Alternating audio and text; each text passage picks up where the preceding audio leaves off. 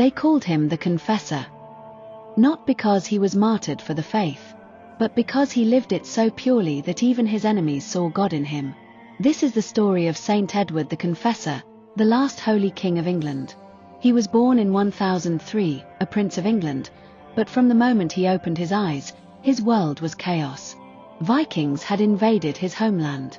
His father, King Ethelred, was losing control. And soon, little Edward was forced to flee across the sea to Normandy.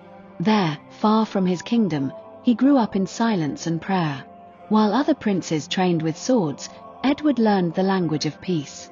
He found comfort not in power, but in God.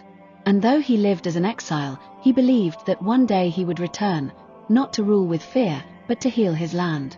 Years passed. England was tired of war, tired of blood, tired of kings who only wanted control. And when Edward finally returned home, something in the people's hearts changed. In 1042, he was crowned King of England. But he wasn't like the others. He forgave his enemies. He ended wars.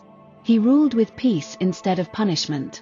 They said his face always looked calm, as if he was already halfway in heaven. Edward was known for his deep prayer life. He would rise before dawn to attend Mass, feed the poor, and listen to anyone who came to him in need. He never sought luxury, he sought holiness. And the miracles began to follow him. One day, he met a beggar and gave him his royal ring. Years later, pilgrims from the Holy Land returned the same ring, saying a mysterious old man, Saint John the Evangelist, had given it to them, saying, "Give this to Edward, the king who loves God."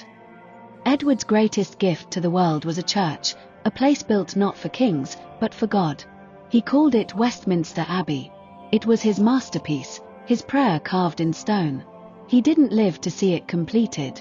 But before his death, he asked to be buried there, in the house of the Lord he built with love. Edward died in January 1066. He left behind no heir, no army, no conquest, only a memory of peace. A peace so powerful that even centuries later, his name still shines among the saints. In 1161, the Church canonized him as Saint Edward the Confessor, a king who proved that true power is not found in crowns, but in compassion. His life whispers a truth the world forgets. That holiness isn't weakness. Mercy isn't failure. And the greatest kings are the ones who serve a greater king. So if you ever feel small, unseen, or powerless, remember Saint Edward. He ruled a kingdom, yes. But more than that, he ruled his heart. Don't forget to like, comment, and subscribe for more saint stories that remind us heaven is closer than we think.